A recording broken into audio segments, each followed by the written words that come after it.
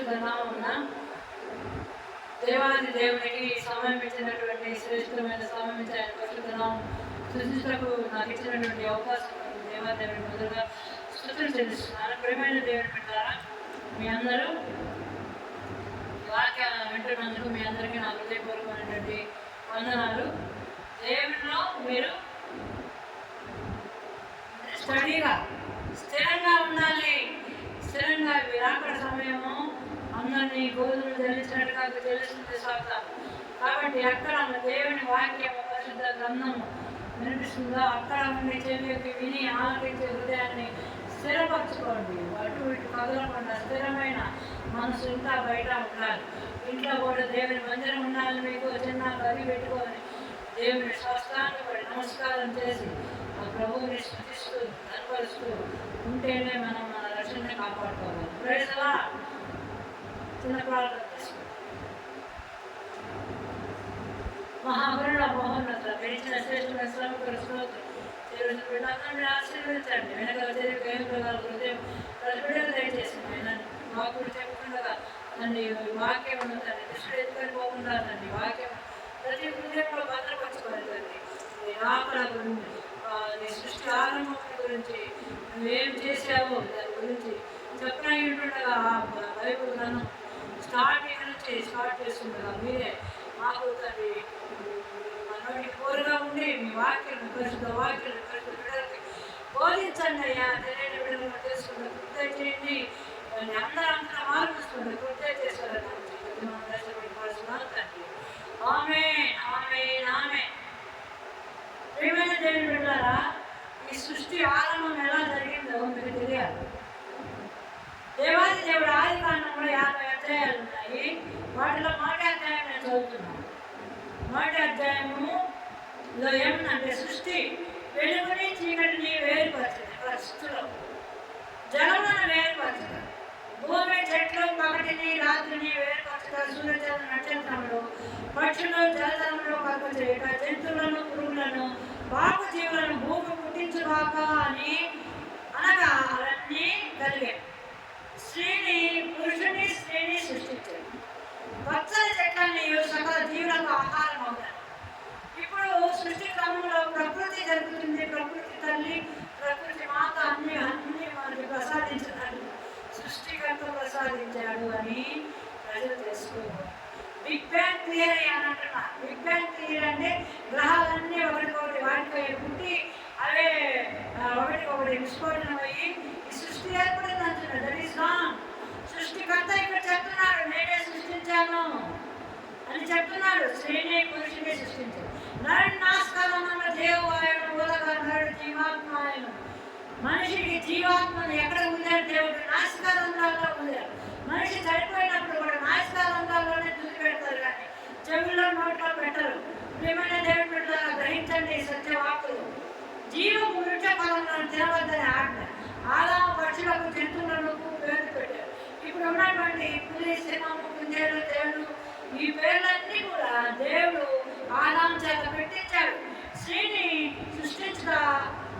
సృష్టించి స్త్రీకి ఏమని పేరు పెట్టాడంటే నారి అని పేరు పెట్టాడు.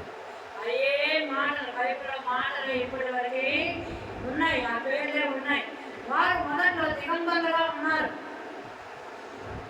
సర్పరూపంలో సాతాను అబద్ధం చెప్పుట ఆజ్ఞాతి క్రమమే కాదు. ఫస్ట్ అబద్ధము సర్పము చెప్పించింది. సర్పం మాయా రూపంలో వచ్చి దేవుని సాతాను సర్పం రూపంలో వచ్చి దేవుడు చెప్పిన మాట తినకూడదని చెప్తే మీరు తినచ్చు, మీరు తింటే దేవతల వాళ్ళే ఉంటారు, దేవతలు అయిపోతారని చెప్పేటప్పటికి మా మోసంలో పడిపోయింది. పాపము ప్రవేశించింది. అప్పుడే మనము దేవుడిని సృష్టిస్తూ ఎప్పుడు పండుగ తింటూ హాయిగా దేవుడితో ఉండవలసిన వాళ్ళకి సాతాను గారు అవమ ద్వారా మనకి శాపాలు తీసుకొచ్చేసాడు. అప్పుడు దేవుడు ఏం చేశాడు? పాపము ప్రవేశించగా శాపం శాపగ్రస్తులం అయిపోయాం. అప్పుడు దేవుడు చర్మం చక్కాలు తొలగించి ఆ ఏదైనా తోట నుంచి బయటికి పంపించేశాడు. ప్రియమైన దేవుని బిడ్డలారా, ఏదో ఎందుకో చెట్టు ఎందుకో ఇంతగా వస్తుంది. సృష్టిలో మనం చూస్తే ఎన్నో పర్వవృక్షాలు ఎన్నో విలువైనవి పురుగుల్లో కూడా ఎన్నో పురుగులు రక్షణ విలువ చేసే పురుగులు కూడా ఉన్నాయంట. మరి ఇవన్నీ దేవుడే చేశాడు. తర్వాత కయ్యేడు శాపం తర్వాత ప్రార్థన ఆరంభమైంది. అన్నప్పుడు దేవుడితో నచ్చాడు, దేవుడు తీసుకువెళ్ళాడు. కాబట్టి నాలుగులో హృదయం చెడ్డదని వారి చెడ్డను భూమి మీద గొప్పగా ఉన్నదని దేవుడు చూసి నన్ను సృష్టించినందుకు సంతాపడ్డాడు. ఎక్కడ? 6వ అధ్యాయంలో, ఆదికాండం 6వ అధ్యాయంలోనే ఈ నరుడు బాల్యం నుంచి బుద్ధిలేనాడు, చెడు హృదయం కలిగినాడు. అందుకని నీ బాల్యంలో ఏంటంటే సృష్టికర్తను స్మరణకు తెచ్చుకోమంటున్నాడు. బాల్యం నుంచి మనం బిడ్డలు కట్టుకోకపోతే వాడు వ్యవసాయులైనప్పటికీ మనకి చేతికి చిక్కడు. దేవుడు భూమిని నాశనం చేయకుండుకొని నోవాహుతో ఓడ నిర్మించుకోమని చెప్పుడా దేవుడు తనకు ఆజ్ఞాపించిన యావత్తు చేశాడు. నోవాహు ఎందుకు ఇన్ని అంతస్తులు, ఎందుకు ఇలాగ ఎందుకు ఎత్తాలా, ఇంత పెద్దది ఎందుకు అని ఏం ఆడలేదు.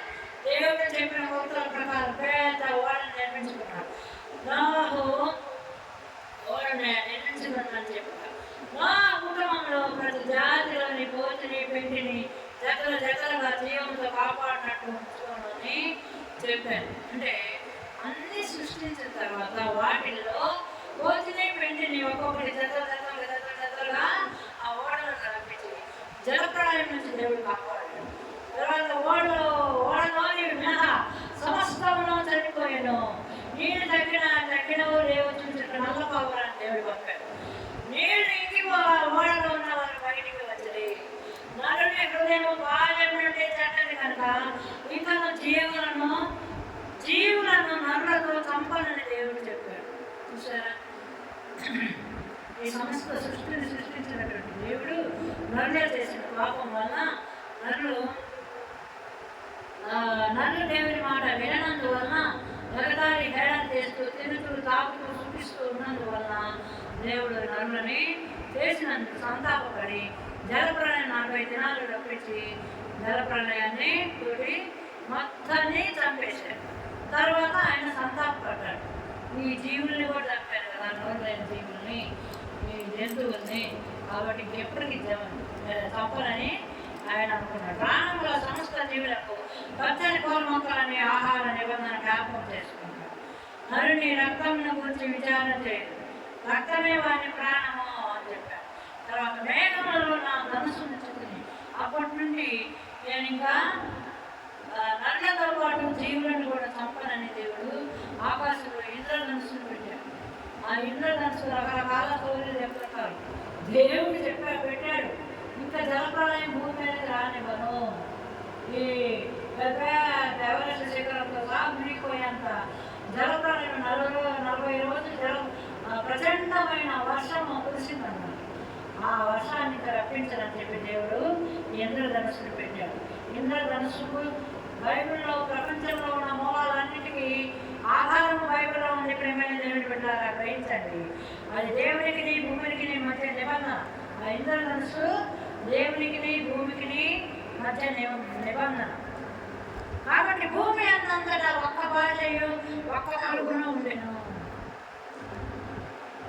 భూమి అన్నంతటా ఒక్క భాషయు ఒక్క పలుకు ఉంది. స్టార్టింగ్లో బాబేలు గోపురమును ఆకాశం నంటున్నంతగా కట్టుటకు పూనుకొనగా, బాబేలు అనేటువంటి గోపురాన్ని పెద్ద గోపురం కట్టి దేవుని దగ్గరకు పోదాం మనం అని ఆకాశం అంతా ఎత్తి కట్టాలని కట్టుకుంటున్నారు. ఎందుకని? ఒకే భాష ఉంది కదా. అప్పుడు దేవుడు వచ్చి చూసి, దేవుడు భాషలను వీళ్ళు ఎలాగా వదిలేస్తే, ఒకే భాషతో వదిలేస్తే వీళ్ళు ఇంకా పెద్దది కట్టేసి అక్కడి నుంచి పడి వాళ్ళు చాలా నాశనం అయిపోతారని చెప్పి దేవుడు భాషలను తారుమారు చేశాడు. ఇన్ని భాషలు ఎందుకుంటాయి అసలు? ఒక్క తల్లి గర్భం నుంచి వచ్చినటువంటి జనాంగంకి ఇన్ని భాషలు ఎందుకుంటాయి? దేవుడే తారుమారు చేశాడు మనిషి యొక్క అహంకారాన్ని.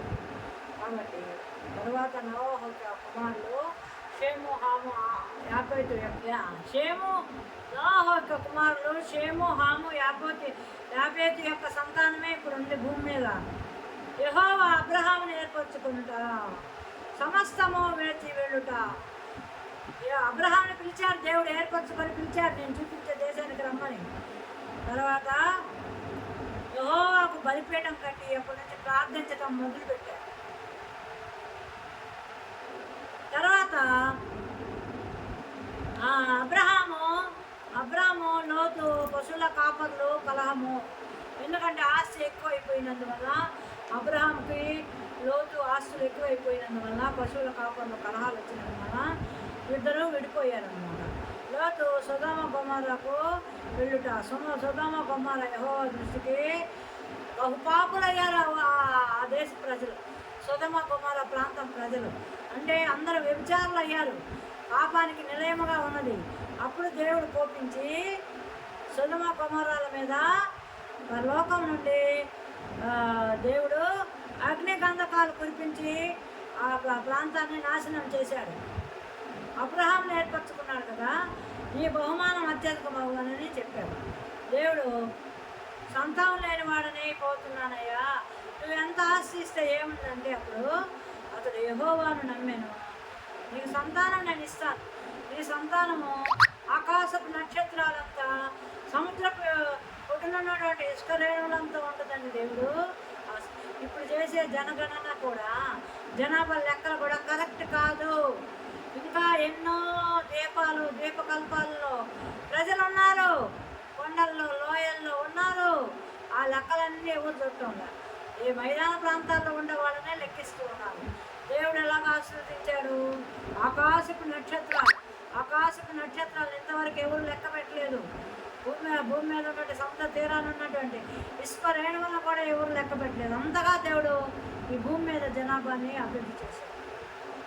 తర్వాత అబ్రహాము నాకు పిల్లలు లేరు అంటుంటే శారమ్మ సలహాతోటి ఆగర్ను పంపినప్పుడు అతనికి ఇష్మాయేలు అనేటువంటి కుమారుడు పుడతాడు. కుమారుడు ఇష్మాయేలుని ఎట్లాంటి వాడంటే అడవి గాడిద యొక్క స్వభావం కలవాడు. మన కుడి అంటే అతను ఎడమంటాడు, అతను ఎడమంటే మన కుడి అంటే మంచి చెడులో మనం ఎస్ అంటే నో అనే టైప్ అనమాట ఆ ఇష్మాయేలు యొక్క సంతానం. తర్వాత దేవుడు ఇస్సాకును పుట్టించాడు అబ్రహాం యొక్క సంతానం. నీ భార్య అయిన శారా నీ కుమారుని కన్ను, నీవు అతనికి ఇస్సాకు అని పేరు పెట్టుదువు. ఒక దినమునందే అబ్రహాంను అతని కుమారుడు ఇష్మాయేలును సున్నతి పెట్టాడు. తర్వాత యెహోవా సొదొమ గొమొర్రాల మీద గంధకము కురిపించి అగ్నితో కురిపించాడు. కాబట్టి నోహ కాలంలో తినుచూ తాగుతూ సుఖిస్తూ ఉన్నారు, లోతు కాలంలో తినుచూ తాగుతూ సుఖిస్తూ అమ్ముకుంటూ కొనుక్కుంటూ పెళ్ళికిస్తూ పెళ్లి చేసుకుంటూ ఎంతో ఇంకా ఇదే ఖుషి అనుకుంటున్నారు. కానీ మనిషి కుమారుని దినములలో కూడా ఎవరు దేవుని తలుచుకోవట్లేదు, ఈ లోకమే శాశ్వతం అనుకుంటున్నారు. తినటం రకరకాల తినటంలో ఎన్ని రకాలు వచ్చినాయండి. పూర్వకాలంలో మేము తినేటప్పుడు మహా చేస్తే ఒక సజ్జ రొట్టె చేసేవాళ్ళు, అరిసెలు చేసేవాళ్ళు, లడ్లు చేసేవాళ్ళు. అబ్బో ఇప్పుడు ఎన్ని రకాలు వచ్చేసాయో. కాబట్టి తినటంలో ఎంజాయ్ చేస్తున్నారు, తాగటంలో ఎంజాయ్ చేస్తున్నారు, ఎన్ని రకాల డ్రింక్స్. తర్వాత సుఖిస్తూ ఉన్నారు. ఒకరు కాదు, ఒక భార్యతో సుఖపడటం లేదు.